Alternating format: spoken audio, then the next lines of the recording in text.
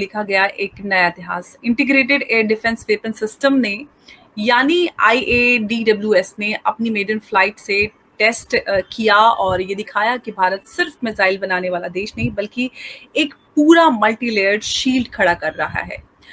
QRSAM की बात करें या फिर डायरेक्टेड एनर्जी वेपन, सब कुछ इंडिजिनस, सब कुछ भारतीय। ये सिर्फ एक टेस्ट नहीं, ये भारत का उन सब को जवाब था जो हमारे एयर स्पेस की तरफ बुरी नजर डालते हैं। काल भैरव, सुदर्शन चक्र और कई ऐसे ऐतिहासिक नाम जो भारत को बड़ी सुरक्षा प्रदान करने वाले हैं। और लाल किले के प्राचीर से 15 अगस्त को प्रधानमंत्री मोदी ने सुदर्शन चक्र की बात की कि एक ऐसा पूरा सिस्टम जिसको कोई भी किसी भी तरह का वेपन कोई भेद नहीं सकता। तो ये बड़ा आज का जो अपडेट है, बड़ा सच जो प्रधानमंत्री मोदी के मुख से हमने सारी बातें सुनी थी, हम उस दिशा में बड़े अपडेट्स बड़ी तेजी से देख रहे हैं। और इसी India has tested a new hypersonic missile. The missile is called ET-LDHCM. It can travel 8 times the speed of sound. It can strike targets 1500 kilometers away. अब देखिए ये क्या कहता है कि extended trajectory, long duration hypersonic cruise missile. BrahMos hypersonic नहीं है दोस्तों. Hypersonic means more than 5 times the speed of sound. BrahMos 3 or 4 times the speed of sound. ये BrahMos की स्पीड है. ये BrahMos से खतरनाक है. नमस्कार, अस्सलाम वालेकुम, सत श्री अकाल, जय झूलेलाल। मैं हूं जी प्रेम मटलानी और आप देख रहे हैं हालात हाजरा का प्रोग्राम। हकीकत ये है, इब्तदा में आपसे दरख्वास्त है चैनल ज़रूर सब्सक्राइब करें। दोस्तों, मैंने कुछ रोज़ केबल प्रोग्राम किया था जिसमें मैंने बताया था कि किस तरह भारत के वज़ीर आज़म जनाब मोदी ने 15 अगस्त को जो लाल किले की प्राची से तकरीर की थी, उसमें उन्होंने बताया था कि हम मिशन सुदर्शन चक्र लॉन्च करने जा रहे हैं और इस सिलसिले में काम होगा। अब इस पर काम शुरू हो चुका है और उसकी यूं कह सकते हैं कि उसकी पहली किस्त के तौर पर 2 रोज केबल ओडिशा के चांदीपुर से जो है इंटीग्रेटेड एयर डिफेंस सिस्टम, इसका एक कामयाब तजुर्बा किया गया। अब इसमें क्या है कि आजकल का जो ज़माना है ना, वो पुराना वाला ज़माना नहीं है। कैवलरी, इन्फेंट्री लगता है, लेकिन ज़्यादा एयरफोर्स काम करती है और इलेक्ट्रॉनिक वारफेयर होता है। जैसा कि हमने ताज़ा जो हमारी 4 दिन की झड़प हुई पाकिस्तान के साथ, उसमें देखा, या इसराइल और हमास की जो जंग हुई, या इसराइल और ईरान की जंग हुई, रूस और यूक्रेन की जंग हो रही है। तो आजकल का ज़माना जो है उसमें ड्रोन, मिसाइल, रॉकेट्स, ये चीज़ें ज़्यादा काम कर रही हैं और उनसे बचने के लिए और फिर जवाब में दुश्मन के ऊपर वार करने के लिए एक कैपेसिटी होनी चाहिए। तो इस सिलसिले में मैंने अर्ज़ किया कि मोदी ने कहा था हम मिशन सुदर्शन चक्र लॉन्च कर रहे हैं, तो उसकी पहली किस्त के तौर पर ये एक्सपेरिमेंट किया गया और कामयाब रहा। इसमें देखिए जनाब, बाहर से जो भी प्रोजेक्टाइल्स आते हैं दुश्मन की तरफ से, कुछ नज़दीक से आते हैं, 2-4 किलोमीटर, 10 किलोमीटर की दूरी से। सरहदें लगती है चीन के साथ भी, पाकिस्तान के साथ भी, बांग्लादेश के साथ भी। फिर कुछ आते हैं 100-200 किलोमीटर की दूरी से, कुछ आते हैं 300-300, 400-400 किलोमीटर की दूरी से। और हर प्रोजेक्टाइल की अपनी अपनी स्पीड होती है। तो इसके लिए हमारा जो ये एक सेंट्रलाइज्ड कंट्रोल सिस्टम होगा, जो पहले तो दुश्मन की तरफ से आया हुआ जो भी प्रोजेक्टाइल है उसको असेस करेगा और उसके हिसाब से मैं इस सिलसिले में आपको ऐसा छोटा मिसाल दूं, समझ लीजिए एक पाकिस्तान की तरफ से एक ड्रोन आ रहा है जिसकी कीमत जो है 5-10 लाख है जो है। अब हम उसके लिए 200 करोड़ का मिसाइल उसके ऊपर नहीं मार सकते उसको उड़ाने के लिए। अगर करेंगे दुश्मन का ड्रोन तो उड़ जाएगा लेकिन हमें बहुत महंगा पड़ जाएगा वो।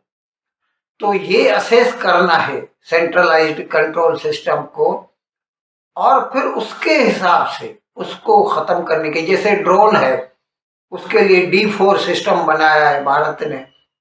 उसमें एक तो उसका जो कंट्रोल सिस्टम है, सॉफ्टवेयर है, उसको जाम कर सकता है या फिर लेजर बीम्स है जिससे वो ड्रोन को उड़ा सकते हैं। फिर उसके बाद कुछ मिसाइल्स आते हैं दुश्मन की तरफ से, उनके लिए जैसे हमने आपको बताया भारत ने इसराइल का जो बराक 8 है वो भी इस्तेमाल किए। अपना Akash surface to air missile system है, आकाश तीर है, वो भी इस्तेमाल किया। और फिर सबसे ज़्यादा जो है ताकतवर वो है S-400 जो एयर डिफेंस सिस्टम हमने खरीदा है रूस से। तो ये सब को मिला के एक सेंट्रलाइज्ड कंट्रोल सिस्टम बनाया है। और ये जो हमने एक्सपेरिमेंट किया ना तो उसको हम कहते हैं integrated air defence weapon system IADWS। और ये जो है DRDO जाहिर है हमारी तरफ से तो defence research and development organisation वाले करते हैं।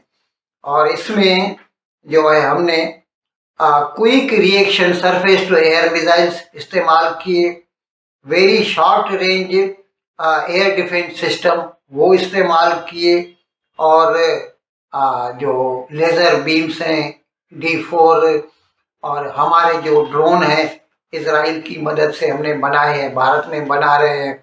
हमने आपको बताया था स्काई स्ट्राइकर वगैरह जो ड्रोन हैं जो इसराइल की मदद से हम बना रहे हिंदुस्तान में ही रहे हैं। अच्छा, ये इसी तरह का आयरन डोम इसराइल के पास है, वो उसको आयरन डोम बोलता है। अमेरिका भी बनाने जा रहा है। स्पेस में से अगर कोई हमला करना चाहे तो गोल्डन डोम उन्होंने उसको नाम दिया है। अभी हमारा आयरन डोम से अच्छा है और गोल्डन डोम से कम है। ये हमें इतनी ज़्यादा ज़रूरत भी नहीं है अमेरिका की तरह हमारे ऊपर। अब आगे देखेंगे चल के, फिलहाल तो हमारे लिए इतना बहुत है कि हम पाकिस्तान और चीन का मुकाबला करने के काबिल हो सके। और इस सिलसिले में जो मुख्तलिफ यूट्यूबर्स हैं वो अपनी अपनी आरा का इजहार करते हैं, आप उनको भी सुनिए। देखिए, 15 अगस्त को प्रधानमंत्री ने बोला था कि भारत के पास अपना देशी सुदर्शन चक्र रहेगा, जो दुश्मन की कोई भी बैलिस्टिक मिसाइल हो, क्रूज मिसाइल हो, हाइपरसोनिक मिसाइल हो, उससे हम एक तरह से बच जाएंगे। अब ये आज जो टेस्ट हुए हैं ये उसी के चक्कर में हुआ है। ये भारत का देशी सुदर्शन चक्र है, हमारा खुद का मिसाइल डिफेंस सिस्टम है, जो हमारा आकाश तीर जिसने ऑपरेशन सिंदूर में दुश्मनों की 33 जो ड्रोन्स है चाइनीज मिसाइल्स को एक तरह से इंटरसेप्ट करके उसको नेस्ता नाबूद किया है। सेम उसी के अंदर हम अपनी अभी क्षमता बढ़ा रहे हैं। इसके अंदर हम क्या यूज कर रहे हैं? QRSAM, quick reaction surface to air missile. इसका बताया जाता है कि जो रेंज है ये एक तरह से दूर से आने वाली अगर कोई मिसाइल है तो इसको वो इंटरसेप्ट कर सकता है। अगर बाई चांस किसी से मिस हो जाता है तो very short range air defence system missiles है। ये मतलब सोच लीजिए 2.5 किलोमीटर 250 मीटर से 5 किलोमीटर के रेंज के अंदर अगर आ जाता है तो ये मिसाइल सिस्टम यूज होगा। जो QRSAM है वो 5 से 25 किलोमीटर दूर के अंदर यूज होने वाला है। उससे भी बच जाता है। तो हमारे पास है हमारा डायरेक्टेड एनर्जी वेपन। जो डायरेक्टेड एनर्जी वेपन है वो है हमारा लेजर टेक्नोलॉजी। अंबर जी, अभी ऐसा है कि ये जो सिस्टम है ये सारे थ्रेड्स को सब सेंसर से कलेक्ट करता है। रियल टाइम में ये देखता है कि कितनी दूरी पे है, कौन सा वेपन सिस्टम यूज करना है, कम कम लागत में कौन सा वेपन सिस्टम यूज करना है, ये पूरा जी, कैलकुलेशन मतलब ऑटोमेटिकली करता है। ये पूरा एआई एनेबल्ड है। अब आपने देखा है कि इसराइल के ऊपर ईरान ने इतने सारे मिसाइल छोड़े थे। इसराइल का आयरन डोम ने एक एक मिसाइल बताते थे कि वो मिलियंस ऑफ डॉलर्स का है। ईरान के जो रॉकेट्स थे वो 10-20 हजार डॉलर के रहते थे। इससे फर्क पड़ गया था। अब भारत भी क्या कर रहा है, अपनी क्षमता बना रहा है पर कम लागत के लिए, तो और वो उसको भी वो कंप्यूटर जनरेटेड में बंद कर रहा है, एआई एनेबल्ड करके कर रहा है। इसराइल का आयरन डोम सिस्टम वैसा नहीं है।